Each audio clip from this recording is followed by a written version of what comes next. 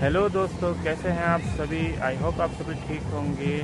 सबसे पहले आप सभी को जोहार, ईसा सहाय और हैप्पी ईस्टर।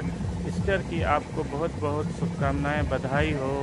और इसी को सेलिब्रेट करने के लिए आज हम लोग आए हुए हैं चाईबासा के टुंगरी स्थित सिमेट्री पे, जो कि सीएनआई का सिमेट्री है। वहाँ पे आपको सीधे ले चलते हैं और दिखाते हैं कि किस तरह यहाँ लोग अपने परिजनों के कब्र को अच्छी तरह से सजाते हैं, फूलों से सजाते हैं और कैंडल से सजाते हैं। और किस तरह लोग यहाँ पे ईस्टर को बहुत ही हर्षोल्लास के साथ मनाते हैं और अपने परिजनों जो दुनिया को छोड़ के चले गए हैं उनको याद करते हैं। चलिए सीधा ले चलते हैं आपको।